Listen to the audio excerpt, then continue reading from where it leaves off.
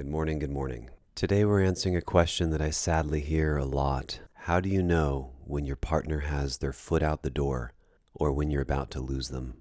Another way to put it might be to ask, why aren't they just telling me what's going on? Or why are they changing their behavior from one day to the next, forgetting about me one day and then feeling like they're head over heels the next time we see each other? Why do they run so hot and cold, or seem really invested and all in 1 minute and then on another given day wanting to break up, feeling like it's not going anywhere or feeling like it's time to come to an end?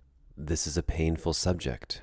So please take a moment to absorb all of these disclaimers now so that you don't find them distracting later on in the episode. It's very clear that both men and women can act one way and then suddenly change the behavior and act another. So know that when you hear me giving examples of she, it can just as easily happen with he. But for ease and use in this episode, you'll often hear me speaking from my own personal examples as a man having been treated this way by a woman, or speaking of male friends who have been treated this way by a woman.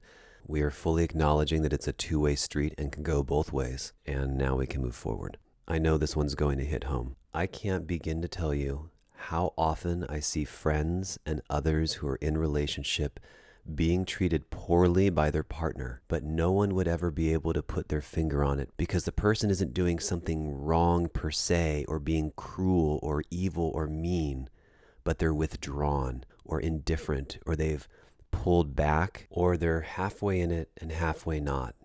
The way it feels when someone's watching television and you're trying to have a conversation with them. So when you go to kiss them, you get a kiss, but it's not a nice one. When you're interacting in public, she's with you but not with you. When you're spending time together, she's sitting right there, but you know there's something wrong, but it's not getting spoken about.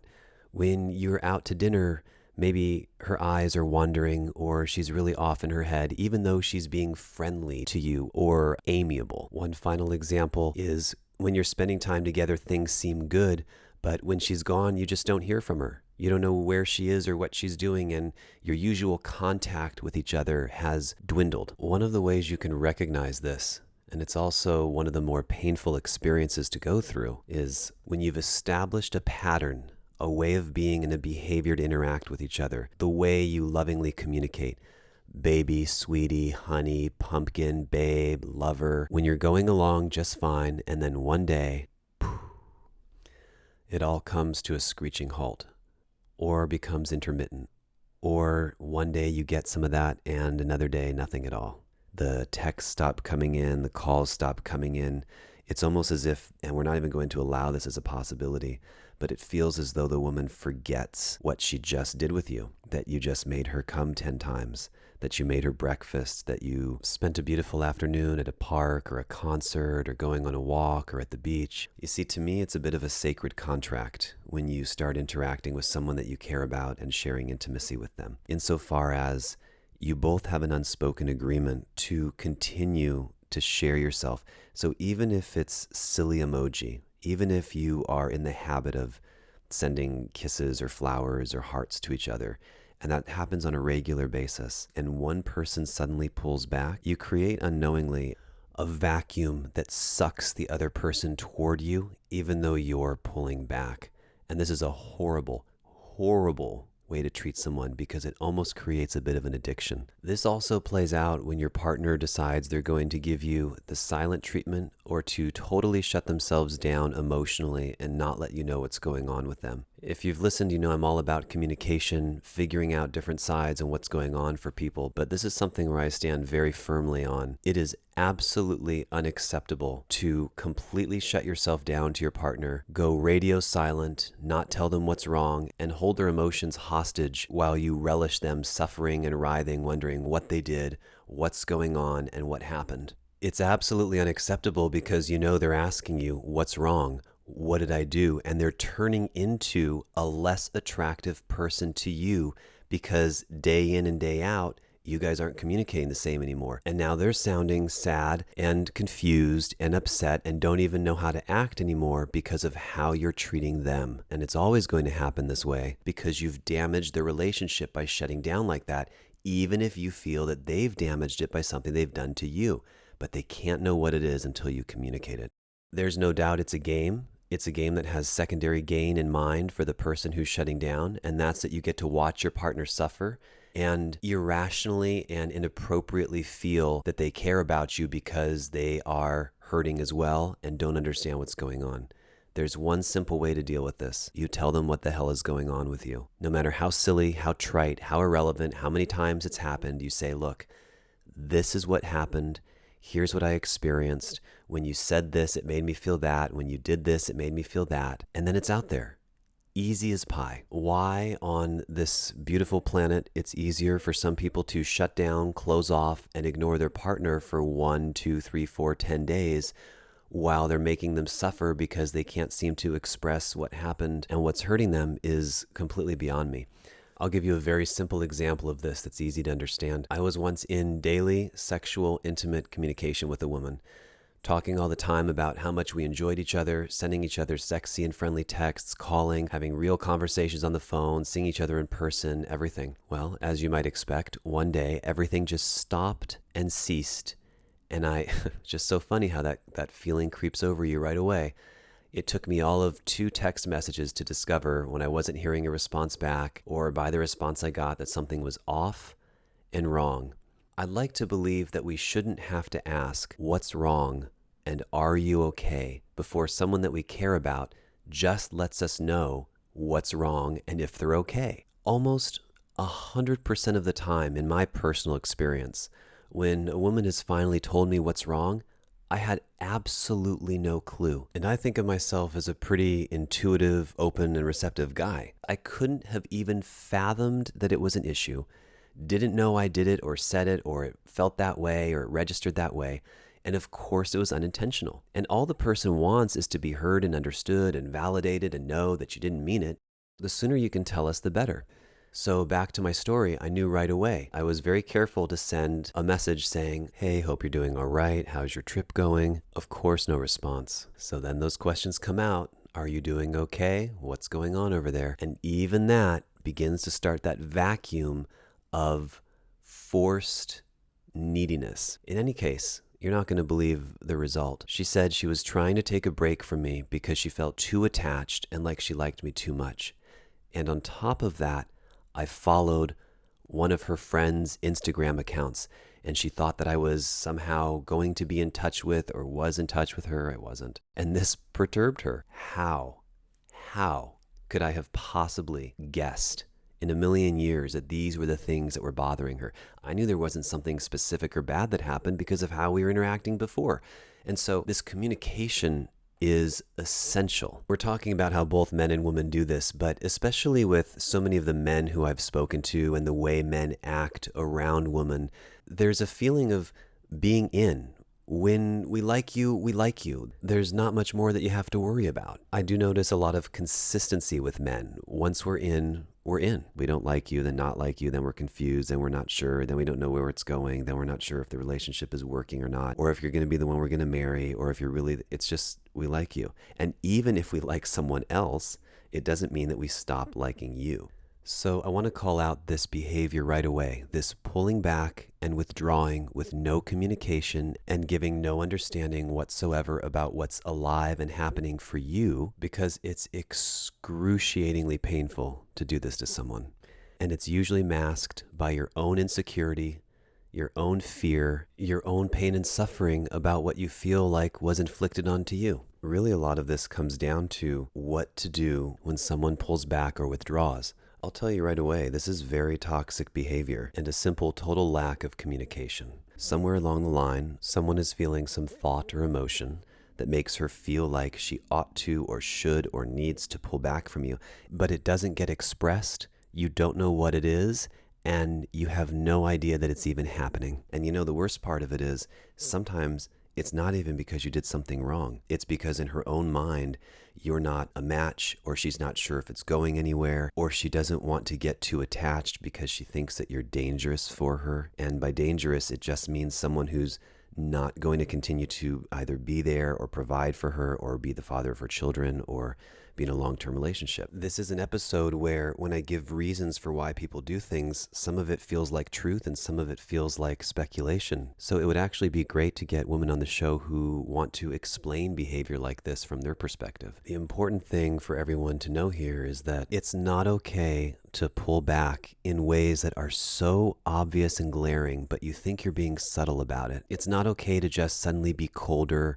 and coy or snappy or rude or distant and not give your partner any indicator as to why you're going through this. What's even worse is being totally silent or shut down or non-responsive, so that when they start asking, hey, are we still seeing each other Saturday? I haven't heard from you. Hey, I'd love for you to spend the night tonight, and I thought you were, but I haven't heard from you. Are you coming tonight? Hey babe, I haven't heard from you in 23 days. I'm missing you, and what's going on? Almost immediately, these follow-up messages, these very natural, loving, nurturing messages to the person that you care about suddenly sound and feel and come off as needy. And this is so disgusting to me in the sense that it comes from the two of you having been interacting so normally and so perfectly, and one person pulls back and doesn't give any kind of notice. It's completely natural and normal to then say, what's wrong? To move forward as the other person is stepping back, because for the person on the receiving end of this, it doesn't feel like we're stepping forward or chasing. It just feels like we're being a normal participant in the relationship, so that when someone else steps back, there's distance and we're just picking up the slack. Where's the love? What's going on? Why aren't you talking to me in the same way? Have you ever been with someone who, when you ask them a very direct question like, what's wrong? Or what are you hurting about? Or what are you upset about? They snap back with nothing and then proceed to behave as though everything in the world is wrong, which then makes you say, are you sure nothing's wrong? How can I help? How can I make it better? What happened? What's going on?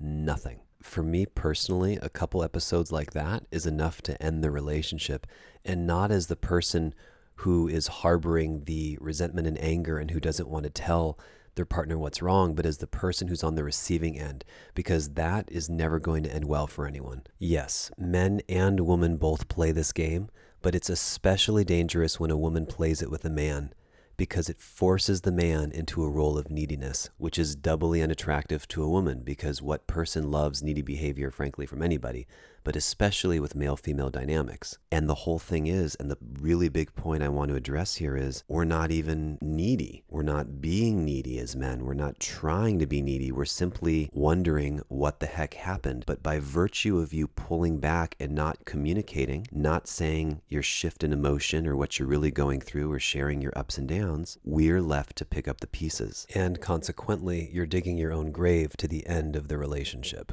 And as soon as that neediness kicks in, a few messages like that, a few phone calls, a few of those moments that lack that usual confidence that we have as men of like, babe, I had such a great time with you last night. I can't wait to see you again. Turns into, what happened? Where are you? Why didn't you call me back? Where did you go? Total silence. Now we're ignoring each other. Now we're in a game. And this is garbage. It's such a horrible way to live. Without fail, the person responsible is the person who's doing the shutting down every time, and you're tearing out the heart of your partner every time you do this. And the sad truth is, it can be solved by just saying, I feel ... I'm hurting about ... When you said this, it made me feel insecure. When you did that, I got really nervous and insecure. When you told her this, it made me feel uncomfortable because when you sit at home in front of the TV all day, it makes me feel undesirable. When I come out wearing something cute and you don't compliment me, it makes me feel needy or insecure. Real truth. It may come as a surprise to you, but putting all your cards on the table and telling us what's at the bottom of your feeling, what's behind the emotion, that's authenticity. And I will take realness and authenticity any day of the week over game playing, being rude, being mean, being cruel, being distant, or any other nonsense that isn't your truth. This is the tricky part about new relationships and beginning to date people. Nobody wants to be needy. No one wants to get hurt. No one wants to say I love you first. No one wants to put their emotions on the table. No one wants to put their heart out there. No one wants to feel obligated to, for example, have to send a silly emoji all the time, or always have to say love you, or always need to put X's and O's after all your messages. But here's the tricky part. If you start a precedent, to some degree, both parties need to and should be consistent if you want both parties to feel the love. It's not that you have to do it after every single message and every single phone call and call each other every day at the same time and have this silly locked in pattern of needing to hear from each other, but it's essential to be consistent. I'll tell you another story. Once I was very much in love with a woman, and I went through something similar actually. When her behavior changed, when we went from all the babies, I love you, miss you, emoji, hearts, this, that, and the other, all that stuff ceased one day. Not subtly, not a little bit here and there. It was as if every single bit of our intimate, cozy, sweet, soft, loving communication stopped, as if a light switch was flipped off. And I want to distinguish here, I really couldn't care less about emojis or anyone sending me nice little hearts. They're endearing and sweet. That doesn't make or break my relationship, but it's the precedent that you've established and what it represents when you stop it. It doesn't matter if it's emojis or loving words or you're sending videos or Snapchats or photos.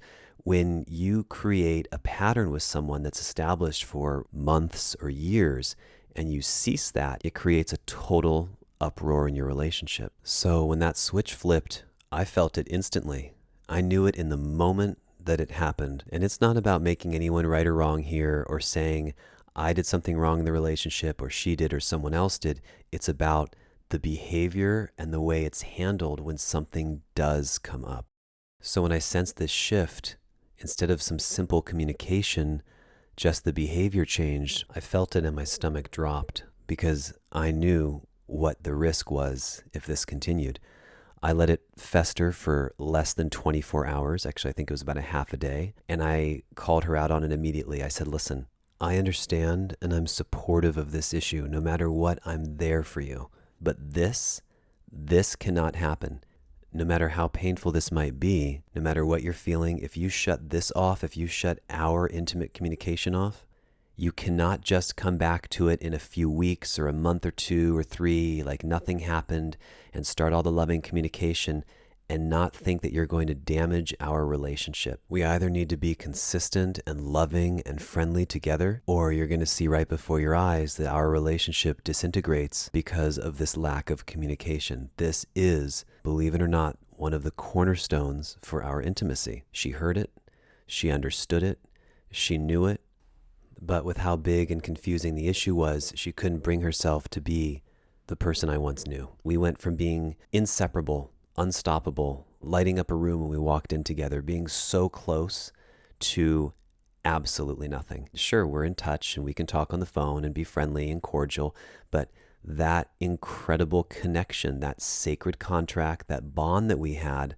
has never been restored again to this day. And that's how damaging it can be to shut yourself down and shift your behavior so suddenly. Regardless of what the initial cause is, for us, for you, for anyone else, and without assessing any blame, the story itself illustrates what happens in everyone's relationship when someone pulls back and the other person is left to guess and pick up the pieces. I'm not wanting to make this person wrong, and in sharing this, not asking you to have one opinion or another. It's just critical for you to see the devastating effects of what not communicating has on the other person. I mean, I'm a huge communicator, so you better believe I was asking, what is going on? What is on your mind? Do you love me or do you not? Are you in this or are you not? Is there someone else? Is there something else? So many of the answers I received were, I don't know, I don't know, I don't know. And I didn't stop there. I would say, I don't know is not an answer. Think about it for 5 minutes, ruminate on it for a day, and let me know what's going on. And then I could feel it. My asking and my support and my wanting to be there also turned into apparent neediness, because then every time we spoke, instead of it being light and sweet, it was, what's wrong? And do you have an answer yet? When am I going to know? Are you starting to see how someone else's pulling back turns their partner into someone who they aren't? And then that becomes even more unattractive to the person. And then it snowballs, and then you're usually likely to have broken up by then. It's a very sad and hard story for me to tell.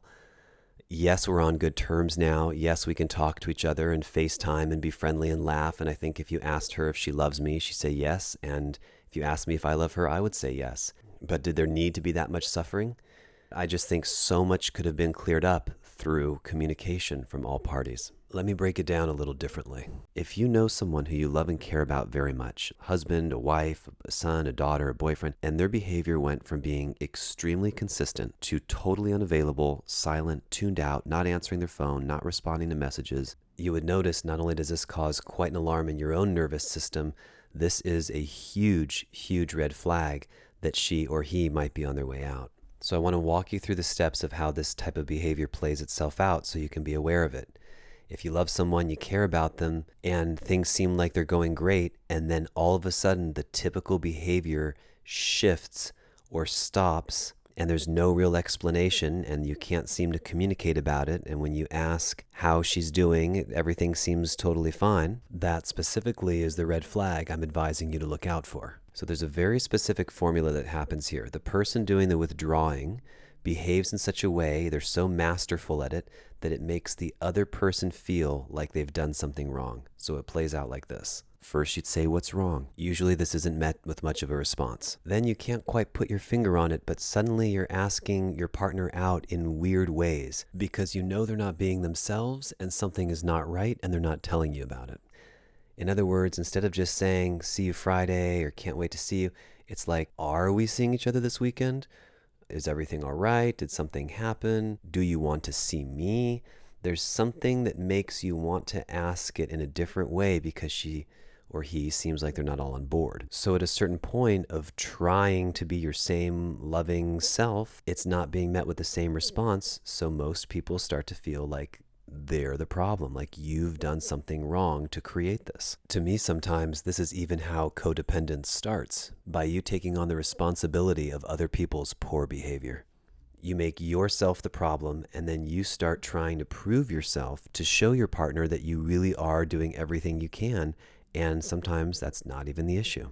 It starts in those little disconnects of communication. That's easy to say, but no one does it right. Very few people actually express what's on their heart vulnerably, and very few people can hear someone's vulnerability, listen to it, not freak out, not run away, not judge it, but be there and feel that other person. Listen to what they need and have to say. That's extremely critical. Now, let's explore how else does this rear its ugly little head. We talked about this in other episodes about busy people or people sharing their physical location, but it's also in our habits with texting. Texting is not new. We have generations of kids now who have grown up, and their preferred way of communication is through text message. It's not that a few people have cell phones and some of us don't. It's not that we don't have reception sometimes. It's not that we're so busy that we don't ever check our phones. Everyone has their phone on them every single day, at all hours of the day, and is available almost any time. Sometimes people have an Apple Watch. We get notifications on our tablets, on our notebooks. We've all seen people be very communicative when they want to be. And so if you suddenly are experiencing something like having your girl text you all the time and call you all the time, and you've seen her be at her own place or your place in 5, 10, 15-minute text conversations with her girlfriends and guy friends, you know that she's more than capable of responding to you. Everybody takes a bathroom break. Everybody goes and grabs a snack and checks their phone, even if they're in a photo shoot or they're busy at work or they're in the middle of something. We always go and check our phones. It's just fact these days. It's not okay to have countless hours regularly going by to not hear back from someone who's normally consistent with you, unless there's been some terrible emergency. If it's the norm that you've got a friend who just doesn't reply for 2 to 3 days at a time, that's their personality, sounds like they've got some communication work to do, or they really are anti-technology, and that's fine. But when you know the behavior of someone, that's when it hurts. And frankly, I think the best way to handle this is to call someone out on it, to say, "Look, hun, I know you communicate with your girlfriends and you respond quickly. I know you're on Instagram. I know you're on Facebook and Snapchat. I know you're checking news articles and blog articles and all of your updates. If you want this to keep going, We have to mutually respect each other. We have to communicate with each other the same way you communicate with everyone who you don't even care about nearly as much. In fact, if we're really into each other, you know it should be 10 times better than that. It's a great direct communication approach, but even sometimes that won't work because you have to show someone instead of telling them. So let's say you're speaking to someone who is in the habit of responding to you within a few minutes or even an hour or two. And this is very key right here, they say something to you like, I'll call you in an hour, or I'll text you in a little bit to let you know I'm okay, or I'll keep you posted about my night in case you want to come out. Something that gives you an indication that you should expect to hear from them. It's not, listen carefully, it's not about you trying to control your partner or keep tabs on them or needing to know where they are at all times. It's that a precedent has been established, that you're always in the habit of talking or communicating, or to the point she or he has even said to you that they're going to let you know where they are or what they're up to in a couple hours. But today they haven't gotten back to you in 7 or 8 or 10 hours. And you know they're just hanging out with their girlfriends or at some special event. And you especially see this on trips to Vegas. Speaking from my own experience, I'm actually someone who doesn't need to hear from my partner all the time at every given moment. I don't need constant updates or anything like that. There's no law about how much you should or shouldn't communicate or how much is too much for one person. But here's the hard part. As soon as it becomes too much for one person, that person tends to pull way back or become cruel or mean or distant or not know how to say it, or they just start ignoring you. And what that creates in the other person, especially if the person who's getting too many messages communicates that it's too much and they kind of judge the other person or point the finger or say, hey, it's really needy. I don't need to be contacted so much. Please stop texting me so much. What do you suppose the other person's going to do? She's not going to pull back 2% or 5% or 10% or the appropriate amount, which would probably be something like 20, 30%. She's going to pull way, way back. Maybe never message you again. Maybe only respond shortly to your messages. Maybe replying with just little snippets, yes, no, cool, because they're in a fear and panic state about either not wanting to lose you, not wanting to hurt you, not wanting to offend you, or not be rejected and left themselves. These are the games that we play and that we have to navigate every time. And I say, for God's sake, just simply use communication. This would be my direct approach to a situation like that. So, hun, I like you a lot. I love hearing from you. I love texting you and talking to you, but I know myself really well, and it's just a little much for me. It's how I am and how I like to communicate, not something that you're doing wrong, because I know you're doing your best to be with me. I'm not asking you to dial it back 80 or 100%. I just need a little less, and this is something I want to work on with you until we get it right, because I want to keep you in my life. Will you talk to me about this, and can we make that work? That should elicit a pretty nice reply. If someone asked me that, I would be floored and more than happy to play along and workshop whatever necessary to keep the new relationship that I had. You need to hear more of a response than, yeah, sure, or okay, and then moving on with their day. And you need to watch their facial expressions. If they bat their eyes really quick and look down or get quiet all of a sudden, if someone closes up, all of those responses are not going to move things in the right direction. Wanting to workshop something together so that you stay in it is very different than someone withdrawing, pulling back, and demonstrating to you that there's something wrong in the relationship and they're trying to eject it. Mutual communication means keeping it alive, keeping it together, and someone withdrawing is usually their really bad way of trying to get out. If you wanted to take the more loving approach, you could say, well, that person needs something and they're unable to communicate it and articulate their needs properly. So if you can help bring that out of them and figure out what they need and want, then you can save the relationship and salvage it. That's one way of looking at it. But you're also not in a relationship to be someone's savior or to force them or make them communicate or try and be so over accommodating that they communicate. It's a two-way street and you're in this together. If the person that you're intimate with can't communicate to you, who else would possibly be responsible for them to set their thoughts, feelings, boundaries, needs, and expressions, if not themselves? I do believe it falls on both people to just ask, is there something you want to tell me? You seem a little off.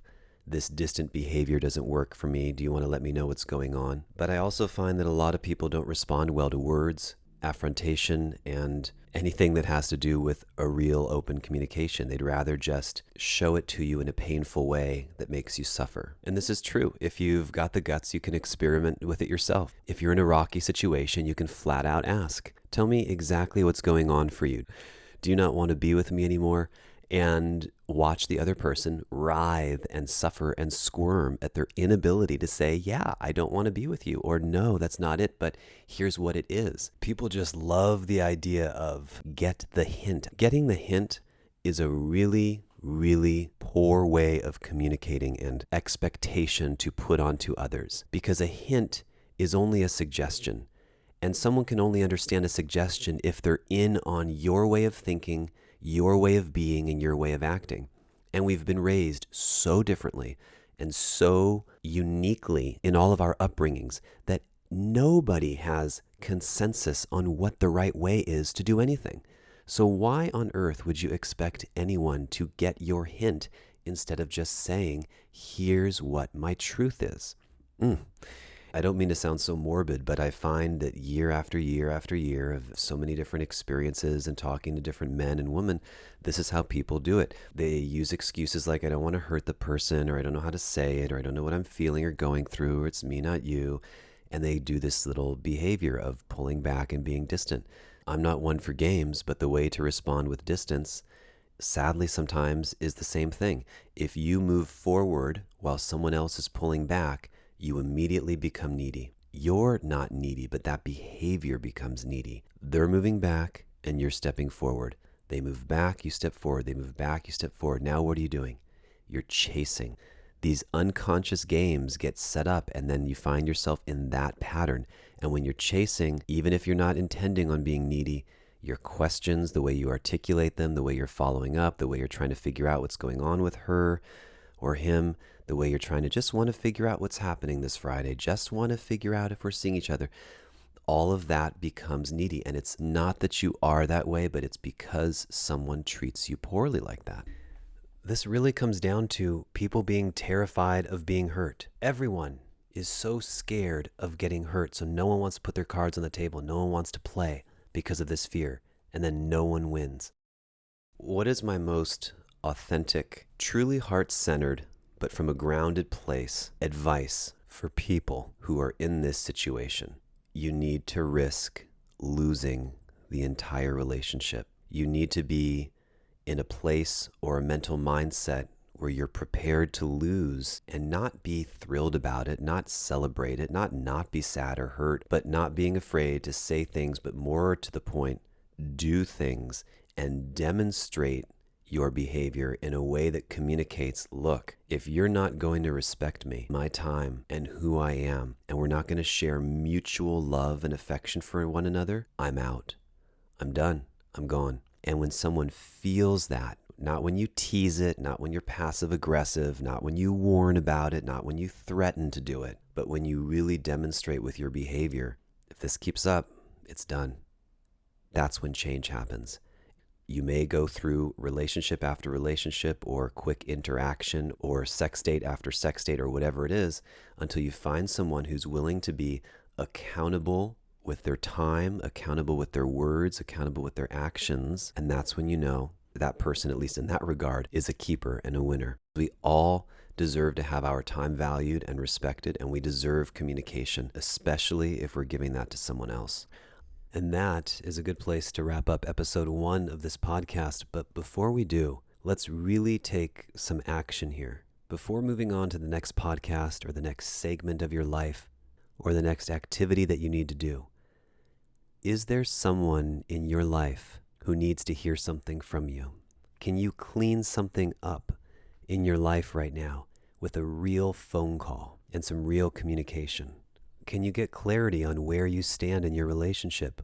Or tell the person who's probably confused where they stand, where you are in this? Where do you stand? Do you need to let go of someone? Can you have a closing phone call that severs or cuts your energetic bond or ties to each other? Because so much of our energy gets poured into our romantic and our intimate connections, we don't even realize why we're so exhausted, why we're so drained. If we've got one or two or three people in our lives pulling us in opposite directions, that takes a lot of mental energy. Can you release someone from your grasp? Or can you call someone and tell them it's time for you to let them go? Or better yet, and my favorite, can you get a little closer with the person who you're spending time with? Can you move things in a direction that gives you clarity on where you stand? That type of radical honesty and radical communication, if done in a loving, considerate, and thoughtful way, will change your life. I'll see you in episode 2.